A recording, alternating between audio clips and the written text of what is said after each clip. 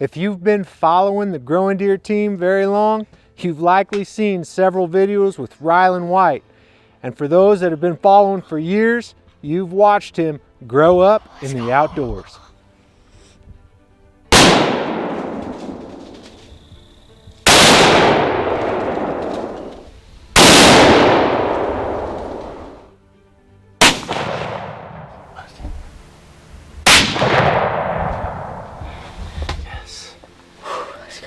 Rylan's tagged a pile of critters and has become a very skilled hunter here in the Ozark Mountains.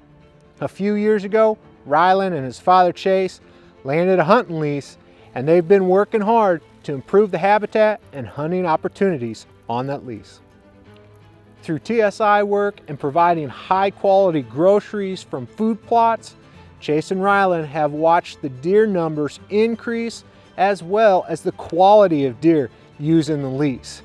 That's resulted in some great hunting opportunities. You got him. I got him. Smoked him.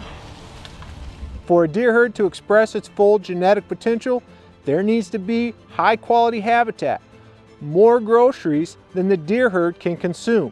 That allows deer to consume the highest quality browse, and that results in bigger antlers. As habitat managers, this means you need to either increase the food, whether that's food plots and/or native habitat, or remove the number of mouths. Maybe you're maxed out on the number of acres you can plant as a food plot, so you need to reduce that browse pressure, or a combination of both. Knowing their habitat was rocking and they were kind of maxed out on the number of acres they were wanting to plant, Chase and Rylan knew they needed a good doe harvest. Last year, they got on board, started punching some tags, started removing some does. They also got working with their neighbors and said, hey, we're on this plan, let's work together and improve the hunting for us all. So their neighbors started harvesting does. When it was all said and done, I think last year they harvested close to 35 does in that neighborhood.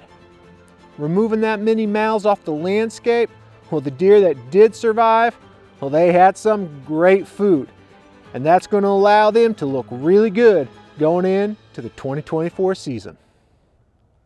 During the late summer, Chase and Rylan, like many across the Midwest, experienced a wicked drought.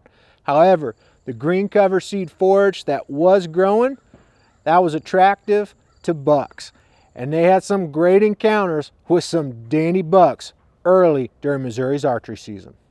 As the pre-rut and rut ramped up, Chase and Rylan shifted their hunting strategies from food sources to travel corridors, finding those pinch points in the timber where there were acorns all around and bottlenecks to get deer within range.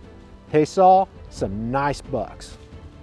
These were great up-and-comers and testament to Rylan and Chase's habitat work, but they were holding off, waiting for a mature buck.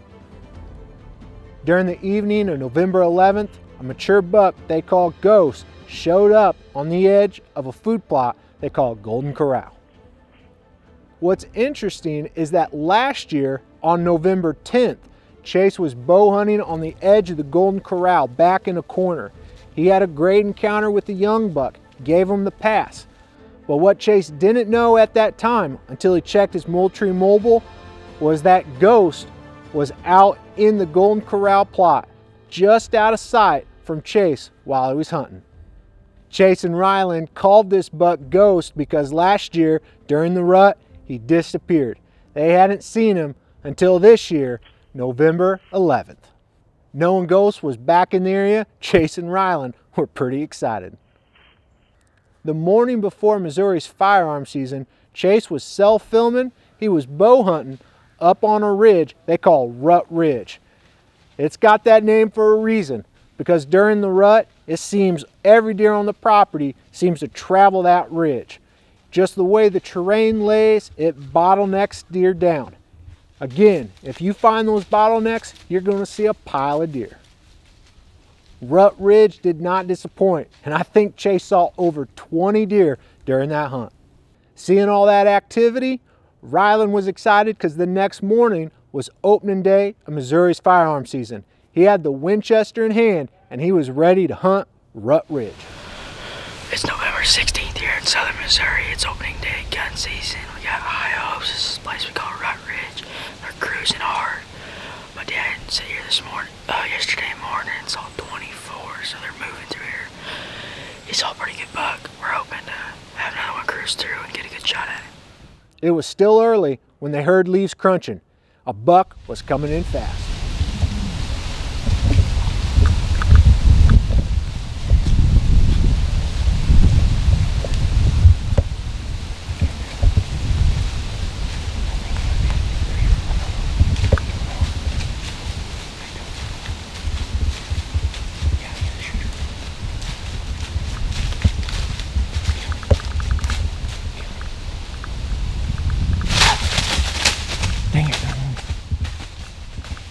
Ouch, that one sure hurts. And you're saying, man, he was right there, why didn't you shoot Rylan? Well, if you listen closely, Chase was whispering, shoot, shoot, shoot. Rylan couldn't hear Chase. And Rylan knows that because he's trying to film and capture that footage and that hunt all on camera to share with you guys, he's not pulling the trigger until he gets the green light from the cameraman, his dad. Unfortunately, Rylan couldn't hear Chase saying, you're good to go. Rylan held off, and that buck got to live another day. As we joke about, the camera saved that deer. As a cameraman and hunter, I've seen this many times. A lot of deer and turkey survive because we're toting around a camera in the woods. I'm really proud of Rylan because he showed a lot of maturity and commitment to the Growing Deer team by holding off, waiting to hear you can shoot.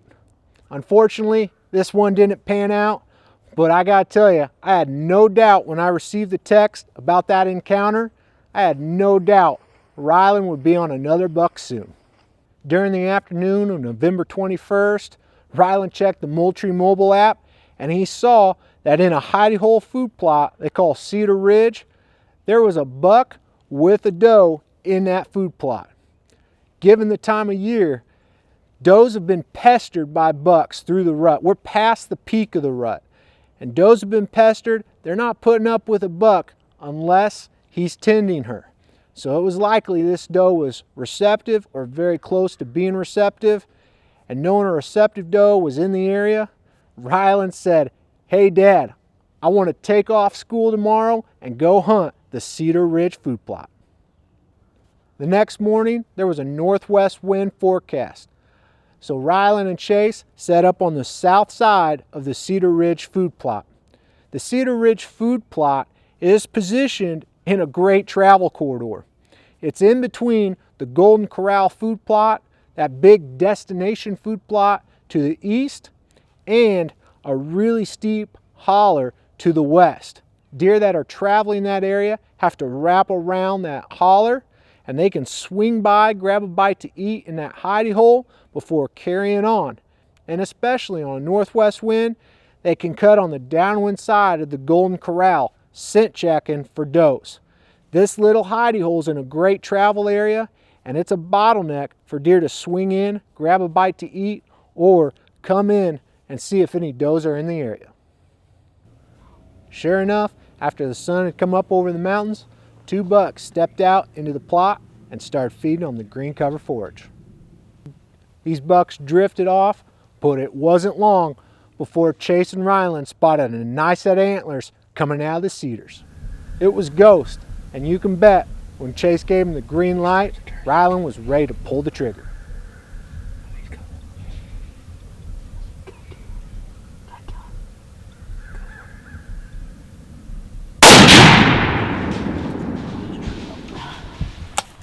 Let's go. That's a good deer. Yeah, that's a big deer. Rylan's Winchester paired with a Burris scope has not let him down in the past, and I'm confident Ghost wasn't going far. It's November 22nd here in southern Missouri. We just smoked a good one. We looked at multi-mobiles last night. We had a bunch of bucks cruising. I did hit this buck a little bit back, so we're going to proceed with caution. We're just going to slip up here and check blood and see what we got.